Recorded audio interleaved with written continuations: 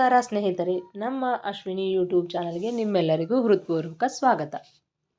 ಪ್ರೇಮಯಾನ ಕಥೆಯ 6ನೇ ಅಧ್ಯಾಯ ನಿಮ್ಮೆಲ್ಲರಿಗೂ ಇಷ್ಟವಾಗಿದೆ ಅಂತ ಭಾವಿಸ್ತೇನೆ.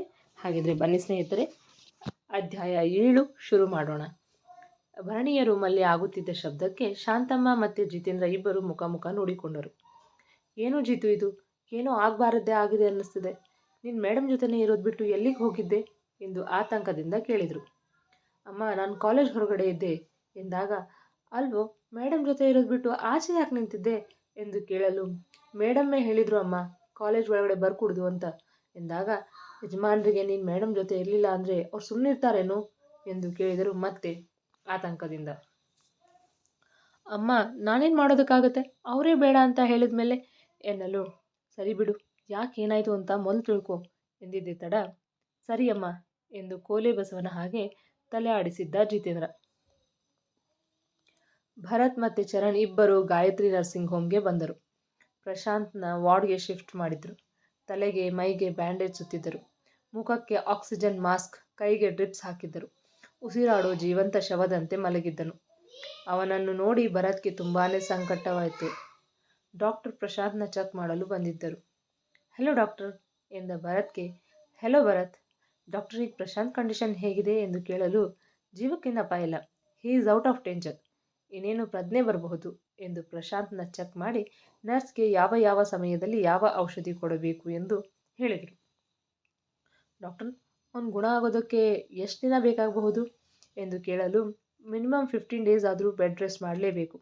2 ದಿನ ಬಿಟ್ಟು ಡಿಸ್ಚಾರ್ಜ್ ಮಾಡ್ತೀವಿ, don't worry, he will be all right ಎಂದು ಭರತ್ ಭುಜ ತಟ್ಟಿ ಹೋದರು. ಈಗ ಚರಣ್ ಮತ್ತು ಭರತ್ಗೆ ಸಮಾಧಾನ ಆಗಿತ್ತು.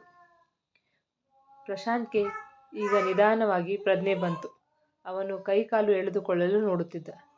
ಮಗ ಎಂದು ಭರತ್ ಪ್ರಶಾಂತ್ನ ಮೈ ದಡವಿದ ತಕ್ಷಣ ಪ್ರಶಾಂತ್ ಕಣ್ಬಿಡಲು ಪ್ರಯಾಸಪಟ್ಟು ನಿಧಾನವಾಗಿ ಕಣ್ಬಿಟ್ಟು, ಮಗ, ನಾನು ಬದುಕಿದ್ದೀನೇನ್ರೋ ಎಂದು ಕೇಳಲು, ಇಲ್ಲಪ್ಪ, ನಿನ್ನ ಸತ್ತು ನಿನ್ನ ಆತ್ಮ ಬಂದು ಬೆಡ್ ಮೇಲೆ ಮಲಗಿದೆ ಎಂದ ಚರಣ್ ಹಾಸ್ಯವಾಗಿ. ಲೇ ಸುಮ್ಮನಿರು ಎಂದು ಗದರಿದ ಭರತ್, ಈಗ ಹೇಗೆ ಕಾಣಿಸ್ತಿದೆ, ತುಂಬ ನೋವಾಗ್ತಿದೆಯಾ ಎಂದು ಕೇಳಲು ಸುಮ್ಮನೆ ನಕ್ಕನಷ್ಟೇ ಪ್ರಶಾಂತ್.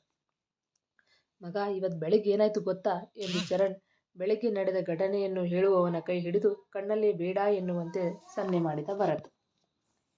ಏನಾಯ್ತು ಚರಣ್, ಯಾಕೆ ಮಾತನ್ನು ಅರ್ಧಕ್ಕೆ ನಿಲ್ಲಿಸ್ಬಿಟ್ಟೆ ಎಂದು ತಡವರಿಸುತ್ತಾ ಕೇಳಲು, ಏನಿಲ್ಲ ಮಗ, ನಿನ್ನೆ ಬೆಳಗ್ಗೆ ನಿನ್ನನ್ನು ಆ ರೀತಿ ನೋಡಿ ತುಂಬ ಭಯ ಆಯಿತು ಅಂತ ಹೇಳೋದಕ್ಕೆ ಹೊರಟಿದ್ದ ಅಷ್ಟೇ ಎಂದ ಭರತ್. ಚರಣ್ ಕಡೆ ತಿರುಗಿ, ಅಲ್ವೇನೋ ಚರಣ ಎಂದು ಕೇಳಲು, ಹ್ಞೂ ಎಂದು ತಲೆ ಆಡಿಸಿದ ಚರಣ್. ಬೇಗ ಹುಷಾರಾಗು ಮಗ, ನೀನಿಲ್ಲದೆ ತುಂಬ ಬೋರ್ ಆಗತ್ತೆ ಎಂದ ಚರಣ್ ನಗುತ್ತ.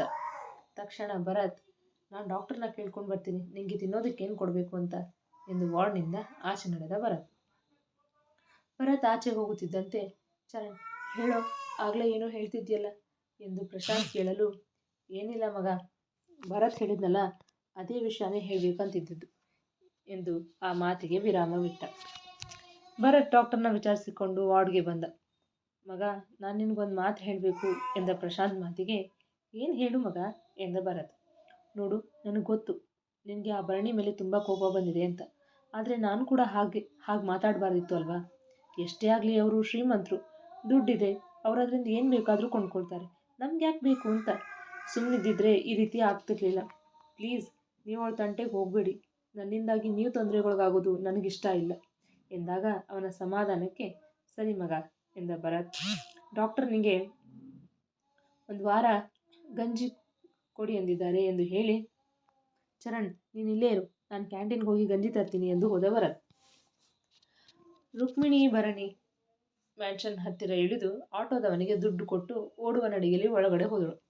ರುಕ್ಮಿಣಿ ಬಂದಿದ್ದು ನೋಡಿ ಶಾಂತಮ್ಮ, ರುಕ್ಕು ಈಗ ಬಂದ್ಯಾ, ಮೇಡಮ್ ಯಾಕೋ ಕಾಲೇಜ್ನಿಂದ ಬಂದವರು ಸೀದಾ ರೂಮಿಗೆ ಹೋಗಿ ಬಾಗಿಲು ಹಾಕ್ಕೊಂಡಿದ್ದಾರೆ, ಯಾಕೆ ಏನಾಯಿತು ಕಾಲೇಜ್ನಲ್ಲಿ ಎಂದು ರುಕ್ಮಿಣಿಯನ್ನು ಕೇಳಲು, ಶಾಂತಮ್ಮ, ಅದು ನಾನು ಲೈಬ್ರರಿಲಿದ್ದೆ ಆಗ ಎಂದು ಆ ಹುಡುಗಿಯರು ಹೇಳಿದ್ದು ವಿಡಿಯೋ ನೋಡಿದ್ದು ಹೇಳಿದರು.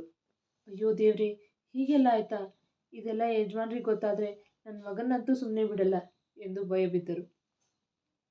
ಆಂಟಿ, ನಾನು ಮೊದಲು ಭರಣಿ ಜೊತೆ ಮಾತಾಡಬೇಕು ಎಂದು ಅವಸರದಲ್ಲಿ ಮೆಟ್ಟಿಲೇರಿ ಅವಳ ರೂಮ್ಗೆ ಹೋದಳು. ರೂಮ್ ತೆರೆಯಲು ನೋಡಿದರೆ ಅದು ಲಾಕ್ ಆಗಿತ್ತು. ಭರಣಿ, ಬಾಗಿಲು ತೆಗಿ Bharani, Bharani please open the door, Bharani please open the door ಎಂದು ಒಂದೇ ಸಮನೆ ಬಾಗಿಲು ಬಡಿಯಲು ಮಲಗಿದ್ದ ಭರಣಿಗೆ ಬಾಗಿಲ ಸದ್ದಿಗೆ ಎಚ್ಚರವಾಗಿತ್ತು.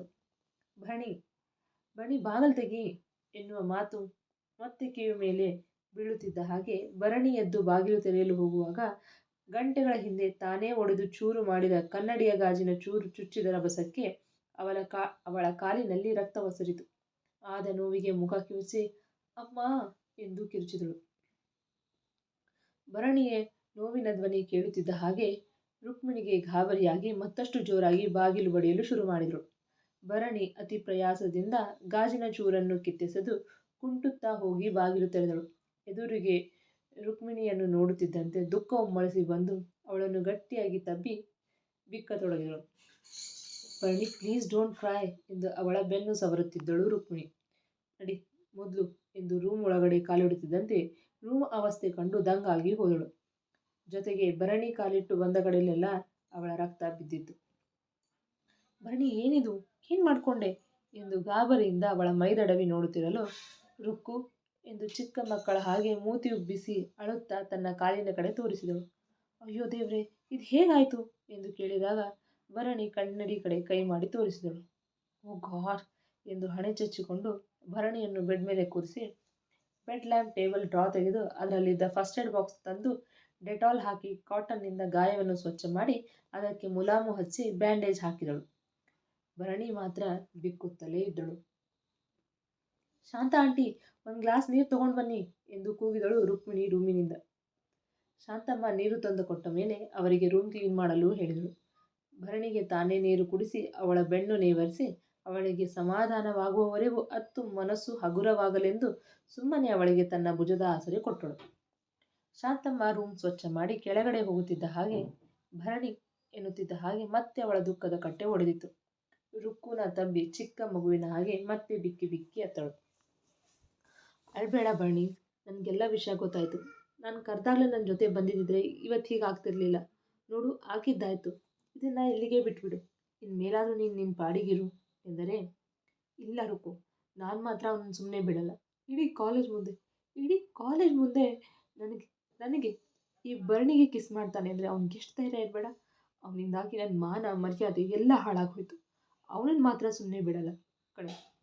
ಅವನಿಗೆ ಒಂದು ಗತಿ ಕಾಣಿಸೋವರೆಗೂ ನನಗೆ ನೆಮ್ಮದಿ ಇಲ್ಲ ಎಂದಳು ಮುಷ್ಟಿ ಕಟ್ಟಿ ಹಲ್ಲು ಕಡಿಯುತ್ತಾ ರೋಷದಿಂದ. ಭರಣಿ ಪ್ಲೀಸ್, ಈಗ ಆಗಿದ್ದೇ ಸಾಕು. ಒಂದು ಮಾಡೋದಕ್ಕೆ ಹೋಗಿ ಇನ್ನೊಂದಾದರೆ ಕಷ್ಟ ಎಂದಳು ಗಾಬರಿಯಿಂದ. ಇಲ್ಲ ರುಕ್ಕು, ಅವನು ಮಾಡಿದ ಅವಮಾನಕ್ಕೆ ತಕ್ಕ ಶಾಸ್ತಿ ಮಾಡೇ ಮಾಡ್ತೀನಿ. ಅವನಿಗೆ ಗೊತ್ತಾಗಬೇಕು ಈ ಭರಣಿ ಅಂದರೆ ಏನು ಅಂತ. ಕನಸಲ್ಲೂ ನನ್ನ ತಂಟೆಗೆ ಬರಬಾರ್ದು. ಹಾಗೆ ಮಾಡ್ತೀನಿ ಎಂದಳು ರೋಷದಿಂದ ತನ್ನ ಕಣ್ಣೀರು ಒರೆಸಿಕೊಳ್ಳುತ್ತಾ. ಬೆಳಗ್ಗೆ ಸ್ಟೂಡೆಂಟ್ಸ್ ಎಲ್ಲ ಇವಳನ್ನು ನೋಡಿ ಗೇಲಿ ಮಾಡಿ ನಕ್ಕಿದ್ದು ಇವಳ ದುರಹಂಕಾರಕ್ಕೆ ಸರಿಯಾದ ಶಿಕ್ಷೆನೇ ಆಯಿತು ಎಂದಿದ್ದು ನೆನಪಾಗುತ್ತಿದ್ದಂತೆ ಮತ್ತೆ ಕಣ್ಣುಗಳು ತುಂಬಿ ಹರಿಯಲು ಬಿಕ್ಕಲು ಶುರು ಮಾಡಿದಳು. ಸಾಕು ಭರಣಿ, ಎಷ್ಟು ಅಂತ ಅದನ್ನೇ ನೆನೆಸ್ಕೊಂಡು ಕಣ್ಣೀರಿಡ್ತೀಯ. ನೋಡು, ನೀನೀಗ ಕೋಪದಲ್ಲಿದ್ದೀಯ. ಈಗ ನಾನು ಏನೇ ಹೇಳಿದರೂ ನಿನ್ನ ತಲೆಗೆ ಹೋಗಲ್ಲ. ಮೊದಲು ಶಾಂತವಾಗಿ ಕೂತು ಯೋಚನೆ ಮಾಡು.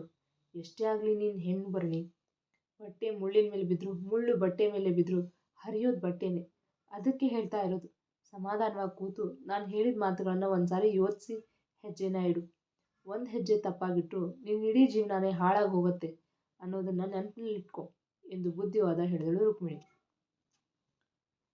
ಭರತ್ ಪ್ರಶಾಂತ್ಗೆ ಗಂಜಿ ಕುಡಿಸಿ ಬಾಯಿ ತೊಳೆದು ನೀರು ಕುಡಿಸಿದ. ಭರತ್, ಚರಣ್, ಇಬ್ಬರು ರೂಮಿಗೆ ಹೋಗಿ ಎಂದಾಗ, ಯಾಕೋ ಮಗ, ನಾವಿಲ್ಲಿದ್ದರೆ ಏನು ಪ್ರಾಬ್ಲಮ್ ಎಂದು ಚರಣ್ ಕೇಳಲು, ಇಲ್ಲಿದ್ದೇನು ಮಾಡ್ತೀರಾ? ನಾಳೆ ಕಾಲೇಜ್ಗೆ ಹೋಗಬೇಕು, ನೀವಿಬ್ಬರು ಹೊರಡಿ ಎಂದನು ಪ್ರಶಾಂತ್. ಮಗ, ಆಯಾಸ ಮಾಡ್ಕೊಳ್ದೆ ಸುಮ್ಮನೆ ಮಲಗು. ಅದೂ ಅಲ್ಲದೆ ನಿನ್ನನ್ನು ಇಂಥ ಪರಿಸ್ಥಿತಿಲಿ ಬಿಟ್ಟು ಹೋಗೋದಾ? ಖಂಡಿತ ಇಲ್ಲ ಎಂದ ಭರತ್. ಹಾಗೆ ಹೇಳಬೇಡ್ರು. ನೀವುಗಳು ಕ್ಲಾಸ್ ಅಟೆಂಡ್ ಮಾಡಲಿಲ್ಲ ಅಂದರೆ ನನಗೆ ಯಾರು ನೋಟ್ಸ್ ಕೊಡ್ತಾರೆ? ನಾನು ಓದ್ಕೊಳ್ಳೋದಾದರೂ ಹೇಗೆ ಎಂದ ಚಿಂತೆಯಿಂದ. ನಾನು ಸುಮ್ಮನೆ ಹೇಳ್ತೀನಾ ನೀನೊಂದು ಬುಕ್ ಫಾರ್ಮ್ ಅಂತ ಎಂದು ಚರಣ್ ತಮಾಷೆ ಮಾಡಿದಾಗ ಭರತ್ ಮತ್ತು ಪ್ರಶಾಂತ್ ಆ ನೋವಲ್ಲೂ ನಕ್ಕರು.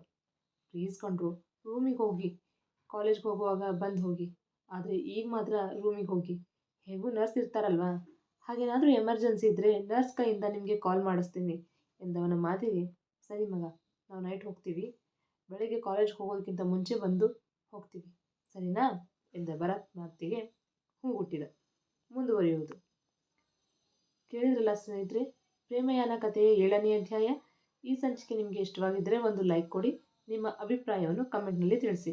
ಹಾಗೆ ಇನ್ನೂ ಯಾರೆಲ್ಲ ನಮ್ಮ ಚಾನಲನ್ನು ಸಬ್ಸ್ಕ್ರೈಬ್ ಮಾಡಿಲ್ವೋ ಈಗಲೇ ಸಬ್ಸ್ಕ್ರೈಬ್ ಮಾಡಿಕೊಡಿ. ಪಕ್ಕದಲ್ಲಿರೋ ಬೆಲ್ ಐಕಾನ್ ಒತ್ತೋದನ್ನು ಮರಿಬೇಡಿ. ಹಾಗೆ ಮುಂದಿನ ಅಧ್ಯಾಯದಲ್ಲಿ ಮತ್ತೆ ಸಿಗೋಣ. ಧನ್ಯವಾದಗಳು.